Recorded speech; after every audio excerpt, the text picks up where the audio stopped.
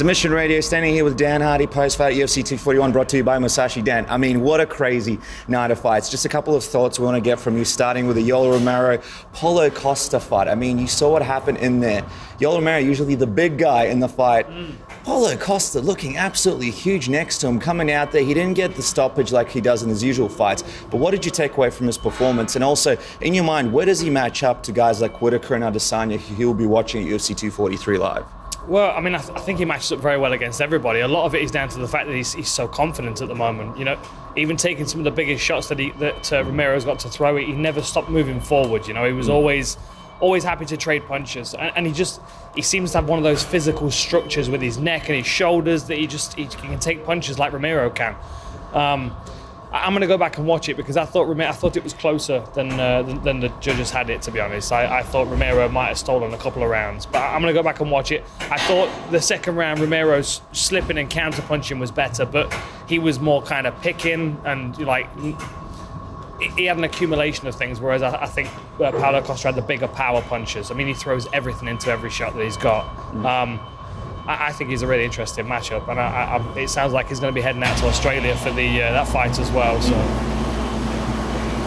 let's say that he does. You know, his next fight is a 5-round title fight. Do you think he's ready for 5 rounds? Because he put on an amazing performance, kept coming forward, put on a crazy pace. He did tend to slow down just a little bit towards the end, though, in that fight. Well, I mean, I think his conditioning is very good. I just think that because of the decisions he makes in fights, I mean, he still fights like a young man. He still fights like someone that's not had many fights in his career. I mean, he's what is he, 13-0 now? But then if we include his fights on The Ultimate Fighter, I think he was 1-1 on The Ultimate Fighter. He lost a decision over 3 rounds because he slowed down. And I think his conditioning's there. I think he can do 5 rounds. I just think he needs to be smarter about his decision making. You know, instead of throwing all of his power into every punch, pick 2 or 3 punches in a 10-punch combination where you really let go, and the rest of them, you don't spend all that energy. I mean, maybe he'll make those adjustments from this fight, and he'll learn those lessons. But I think a 5-round fight against someone that we know can fight 5 rounds, whether that's Whittaker or Adesanya, I think they're both going to be able to test his cardio.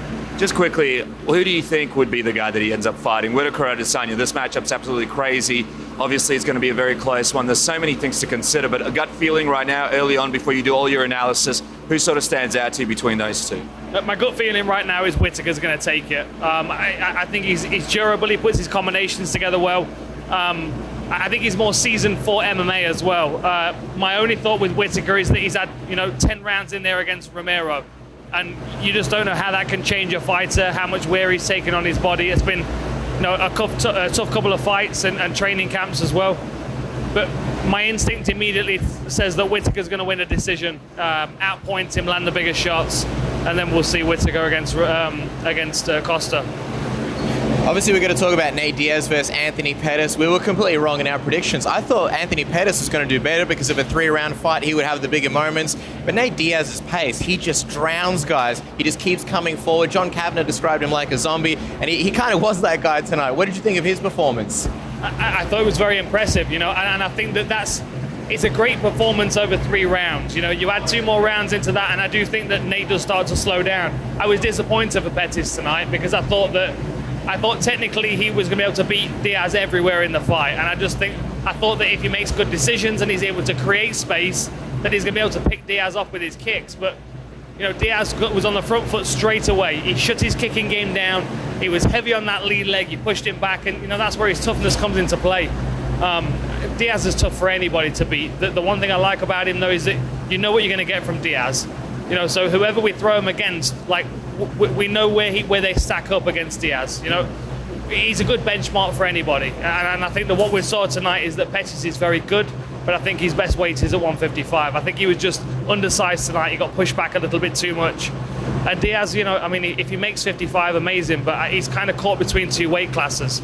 So to see him go, Masvidal's a good fight for him because they're a similar weight class, the similar size.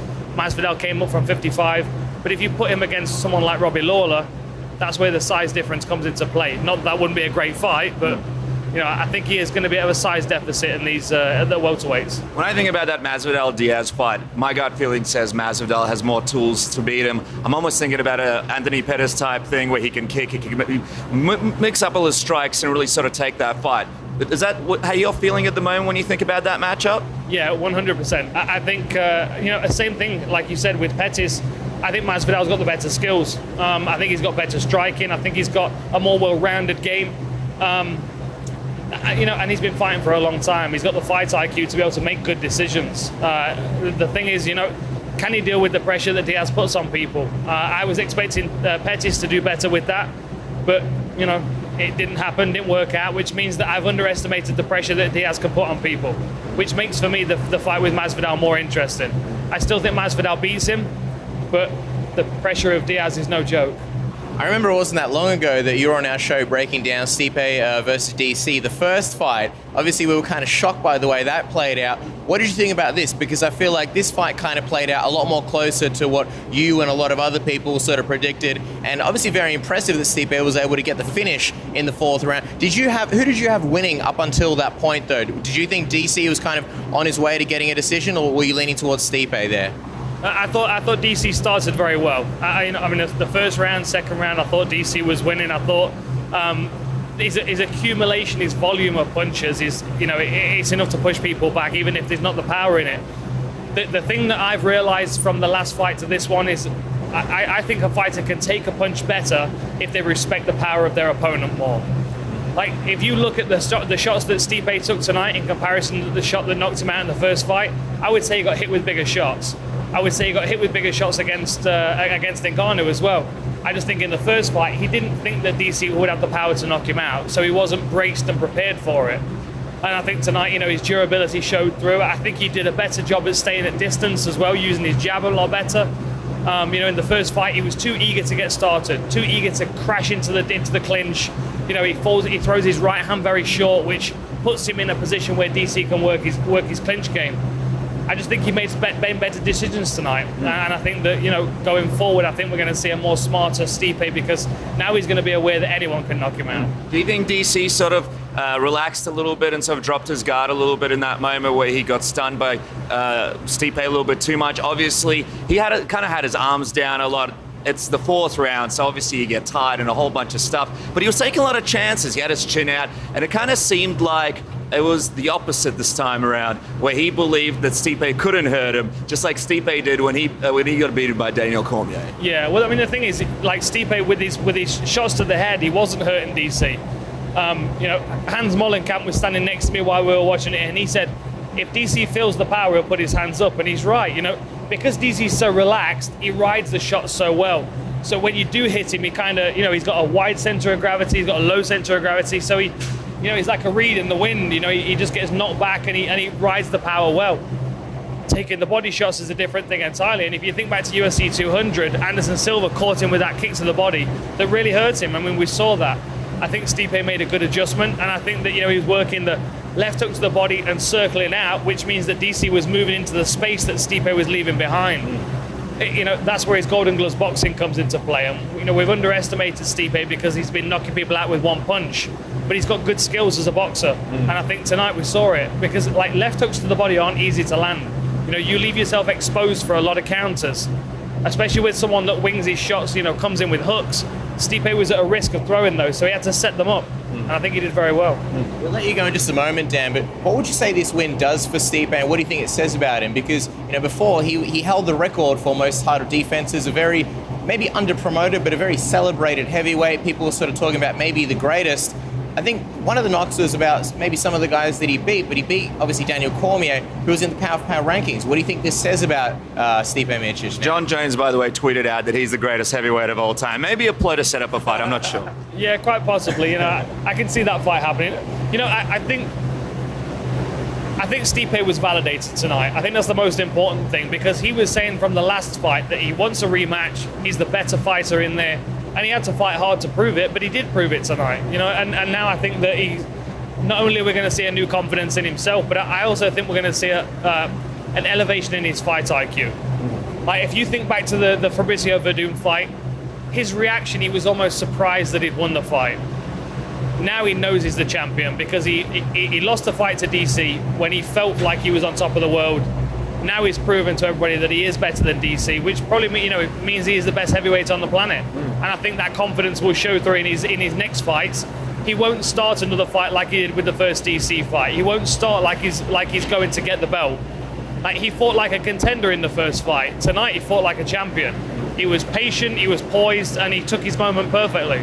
Final question, because it can't get any louder in this hallway and this place. It's like a comedic routine right now. So last question. Do you think this is the last time we see DC in that octagon? Would you like to see him sort of move on to the millions of other opportunities that he's got available to him at this point in his career? You know, I think there's going to be a couple of big fights for DC in his future. Maybe his focus on winning the belt back will go to one side, but then again, you know, we've got the rubber match with Stipe now. They've got a stoppage each. Like, that will be a big money generator, and I think that DC could quite easily have 2 more fights. We could see him get the Stipe rematch. We could also see him fight John Jones at whatever weight class. I don't think he's going to go back down to 205 again, but I think Jones would be tempted to come up to this heavyweight to fight DC, especially if it's going to set up a super fight with Stipe in the future, so Jones can then become champ. Well, he's one of the best in the game. I don't need to say it, but Dan Hardy, thank you so much for your time. Full Reptile, check it out, of course, and thank you so much for giving us a moment in this very noisy hallway. No worries.